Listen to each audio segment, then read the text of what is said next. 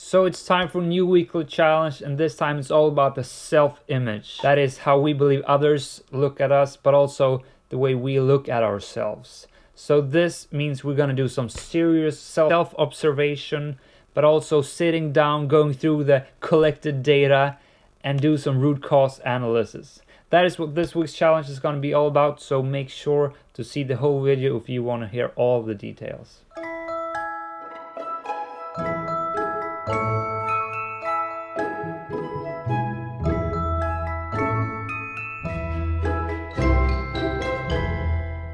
So since this year started, we have been playing around with the concept of self-awareness, trying to look within, become more aware, seeking to understand who we really are. This is a key component if we really want to get to know ourselves, so we can really live the life we have the potential to live. But if we want to put this in more well-used terminology, we have actually been playing around with the concept of self-concept, and that is actually consisting of 3 parts, and it's based on the psychology Carl Rogers, his work back in the 50s, I think. And so the first part actually consists of the self-image. That's what we're talking about now, but it's also what we have been addressing the previous weeks. And the second part is actually the self-esteem, how much value you place on yourself. And the last part is the ideal self, how we really want ourselves to be. The self-image we have been focusing in on, but I want us to do at least one last run on this when we focus in on the limiting beliefs, the stories we tell ourselves. It has such a profound impact on our lives. So that is what this week is going to be about before moving on to the self-esteem, because these two really connect so much. They are closely intervened, and that is why we really need to dig into the self-image properly. But so instead of me doing a lot of talking about the self-image, I'm not that much of a credible source. I mean, why should you trust me? So instead I'm gonna let this guy Leo do some talking. I have been using his videos before, and he really, well, he knows his stuff. So here comes Leo, and he's gonna explain the concept of self-image and how it relates to self-esteem and how one could go about resolving this, getting a clearer self-image and handle it in a way so we can actually improve our self-esteem. So here's Leo. Self-image is a subconscious framework for how you see life and yourself and what you believe and what you think is true. And this applies to reality, and it applies to yourself. So every belief that you have is part of your self-image.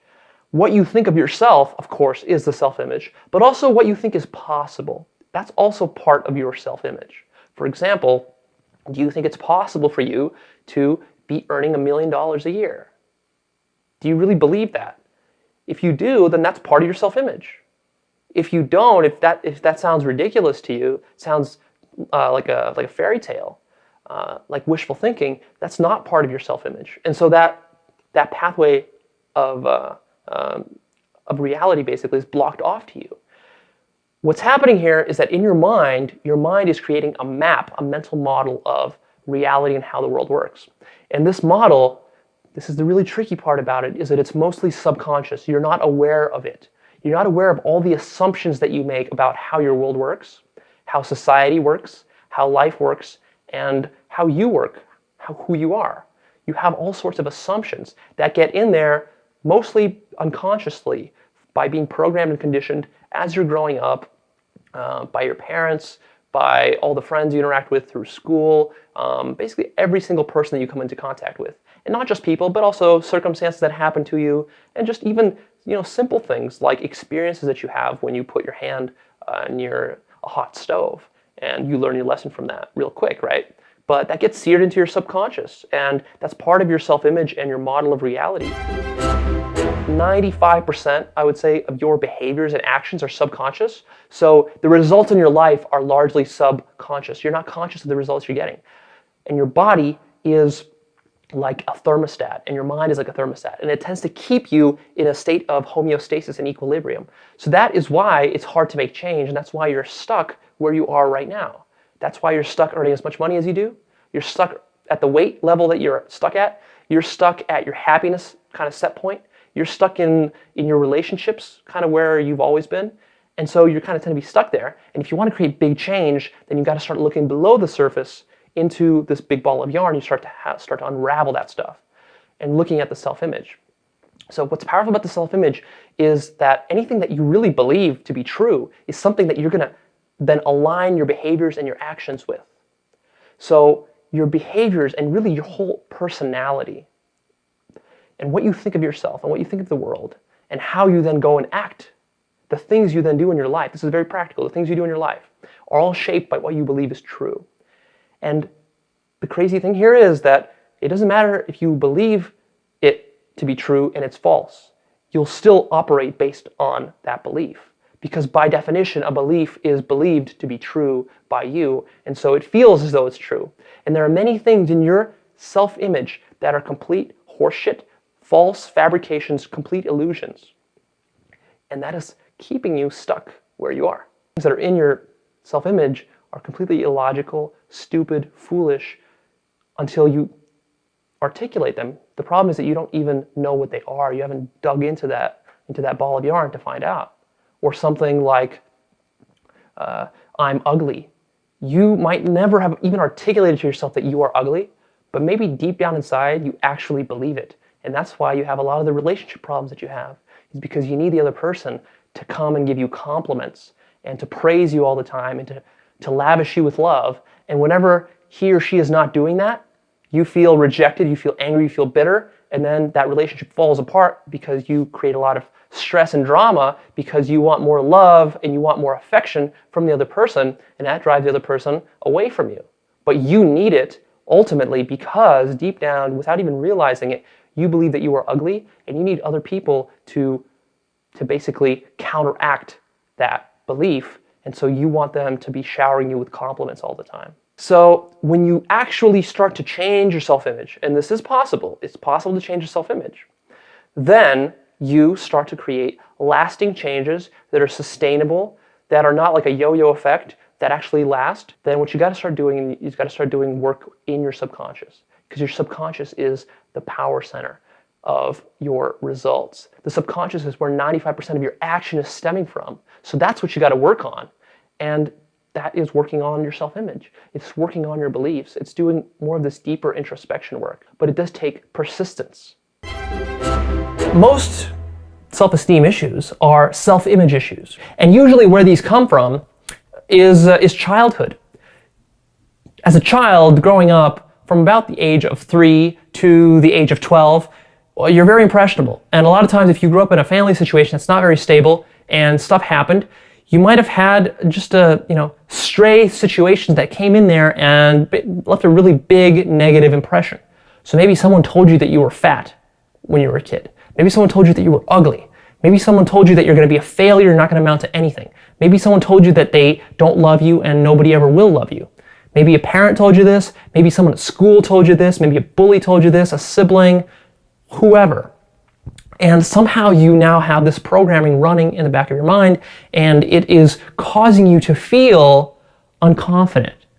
It's causing you to feel like you don't have control in life. It's causing you to feel like you don't deserve what other people deserve. And you see other people out there, and they're being happy, and they're being very confident, they're going out there and taking action, but you feel like you're crippled because you've got one of these kind of emotional scars operating deep down inside of you.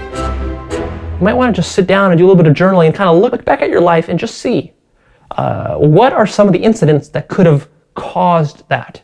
It's important to go back there and to start to dig around a little bit, because it's going to give you more awareness, more understanding about what is really going on. It's going to help separate you from it. Because right now, if you've got low self-esteem, you're very attached to it. You feel like it's really you, it couldn't be otherwise. Well, you know what? That self-image, it's very malleable. You can totally change it. That's the nice thing about all this, is that with enough personal development work and introspection and therapy and coaching or whatever other techniques you use, books, seminars, however you want to do it, you can work through all that stuff and you can get yourself back into a high level self-esteem, this stuff is all changeable. So we're not pegging you at any place. We're saying this is where you are, now do a little bit of work and you can be at a 10. So what practical actions does this translate to? Well, throughout the day, for Monday to Friday, we are gonna do some serious self-observation throughout the day. We're gonna really try to be aware, present, and take note of how you are reacting in different situations. What limiting beliefs are you telling yourself, and what action does that translate to? Does it mean you don't do any workout? Does it mean that you may not take that social interaction because you're not that kind of person, or you don't have the ability to do that? I don't know. Your task is this week to put on that awareness radar, to take note of what's going on throughout your day and how that is related to what you're telling yourself, the story you live. But so being aware, taking notes, you need to journal to actually be able to do this. And then on the evening, you're going to make sure to sit down for at least 10 minutes and actually go through these notes, go through the day, and do some serious reflecting, root cause analysis. Try to follow that yarn back to where it actually started.